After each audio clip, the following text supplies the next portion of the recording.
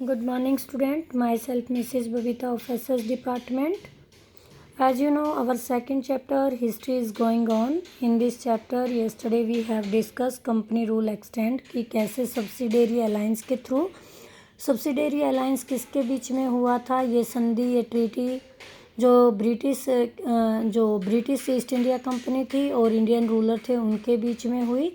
फिर हमने स्टडी किया था the tiger of Mysore, everyone know about this, who is known as tiger of Mysore, Tipu Sultan. तो टीपू सुल्तान और उनके फादर ने जो अपने मैसूर जो अपनी कैपिटल थी श्रीरंगपट्टनम उसको सेव करने के लिए कैसे दोनों ने 4 बैटल लड़े, किसके साथ, कंपनी के साथ। ठीक है, कौन सी company, British East India Company के साथ। Today we are going to discuss war with the Maratha. अब ब्रिटिश ने मराठा के साथ भी बैटल किए थे, युद्ध लड़े थे, तो वो कौन से युद्ध थे, किस चीज़ को लेकर थे। Today we are going to read this. During the late 18th century, 18th century के लास्ट तक the Marathas were divided into many states. जो मराठा थे वो काफ़ी स्टेट में यानी कि छोटे छोटे पार्ट में स्टेट में डिवाइड हो गए थे।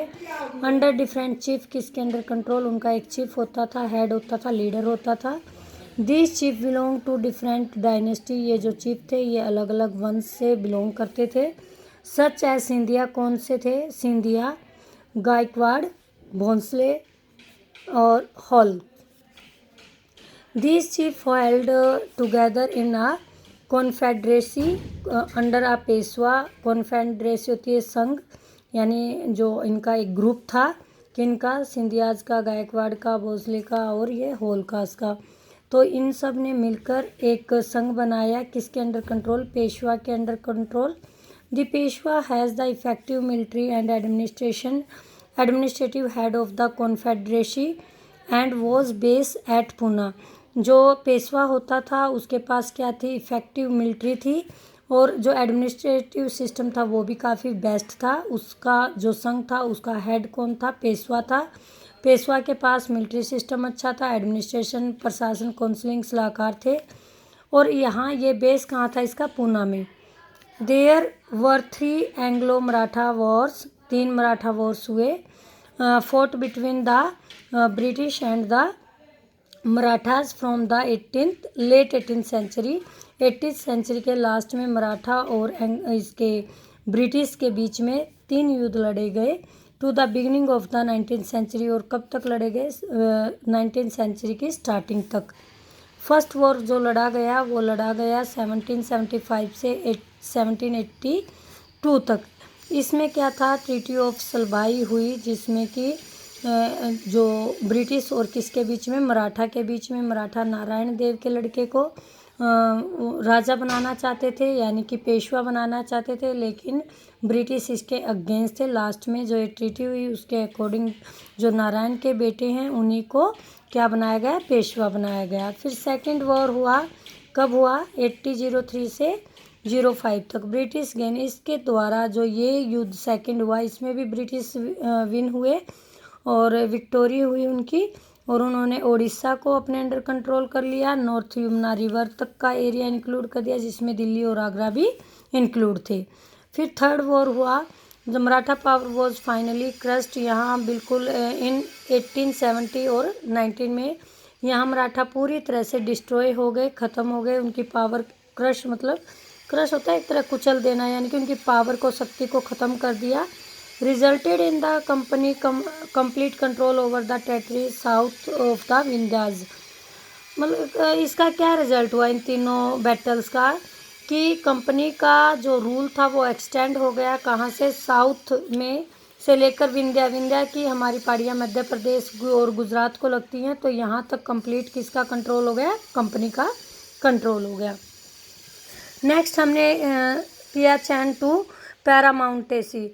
पैरामाउंटेसी क्या होती है, सर्वोत्तम, सुप्रीम पावर की। यहाँ जो कंपनी थी, कंपनी को क्या मिला, सुप्रीम पावर का राइट मिला, कि जो भी करने का राइट है इंडिया के अंदर जो स्टेट हैं उसमें सबसे जो पावरफुल जो सबसे पावरफुल है वो कौन बनी, कंपनी बनी। कौन सी कंपनी, ईस्ट इंडिया कंपनी।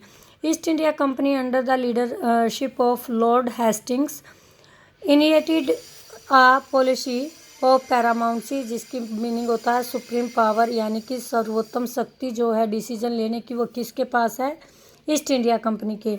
और ये किसके अंडर कंट्रोल शुरू हुआ, इनिशिएटेड हुआ, वो लॉर्ड हेस्टिंग्स, जो उस टाइम पर वहाँ के क्या थे, गवर्नर जनरल थे, इंडिया में ब्रिटिश गवर्नर जनरल थे।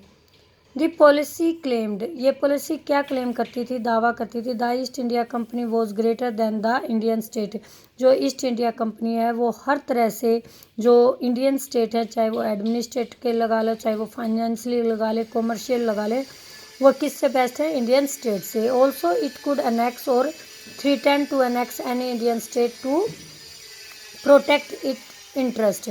कहते हैं ये जो वो पॉलिसीज़ जो ला रहे थे, जैसे सब्सिडेरी अलायंस लेकर आए और दूसरी पॉलिसीज़, लैप्स की पॉलिसी ऑफ लैप्स लेकर आए, तो इस तरह की जो ये पॉलिसीज़ लेकर आए, उन्होंने अनेक्स कर सकते थे किसी भी इंडियन स्टेट को क्या करने के लिए, टू प्रोटेस्ट, बचाने के लिए, इट्स इंटरेस्ट मीन फ़ायदा, अपना बेनिफिट, किसका benefit, British East India Company का। रानी चन्नामा रानी थी, एक उनका नाम था। She was a ruler of small state in Kittur एक स्टेट था जो कि आजकल कर्नाटका के नाम से जाना जाता है, उनकी ये रानी थी। She led an anti British resistance, उसने विरोध किया, रेजिस्टेंस किया, किसका, वो एंटी ब्रिटिश थी, यानी ब्रिटिश के विरोधी थी, ब्रिटिश विरोधी थी, इंडिया में ब्रिटिश का जो रूल है उसको लाइक नहीं करती थी। सी वॉज अरेस्टेड, उसको अरेस्ट कर लिया गया 1824 में, and later died in prison होती है जेल, और उसकी जेल में ही वो मर गई, कब, 1829 में। लेटर आ चौकीदार ऑफ संगोली का एक चौकीदार, इन कित्तूर में संगोली है, वहाँ एक चौकीदार था। कंटिन्यूड, उसने लगातार रखा, किसको, द रेजिस्टेंस, उस विद्रोह को, कहाँ के विद्रोह को, जो कित्तूर में किसने चलाया था, रानी चन्नामा ने। ही वॉज कोर्ट, उसको भी क्या कर लिया गया, पकड़ लिया गया, एंड लेटर हैंग्ड, और बाद में उसको फांसी की सज़ा दे दी गई। एनेक्शन ऑफ पंजाब को कैसे विलय किया गया, कैसे मिलाया गया, किसमें, ईस्ट इंडिया कंपनी में। The company feared a threat from Russia in late 1830 में जो ब्रिटिश है कंपनी को डर था, किसकी पॉलिसीज थे, रशिया के से, किस चीज़ का, due to which they try to secure, जिसके कारण, विच दे, वे जो, ट्राई टू सिक्योर करना चाहते थे, सेव करना चाहते थे, जो नॉर्थ वेस्ट फॉरेंटर है, फॉरेंटर होती है सीमा, बाउंड्री, नॉर्थ वेस्ट की बाउंड्री ऑफ इंडिया की, बाय फाइटिंग लड़कर, अ प्रोलॉन्ग्ड वॉर, एक लंबा युद्ध, विद अफगानिस्तान, किसके साथ लड़ा, अफगानिस्तान में। सबको पता है कि हमारी नॉर्थ वेस्ट डायरेक्शन में कौन सी कंट्री है आज, अफगानिस्तान।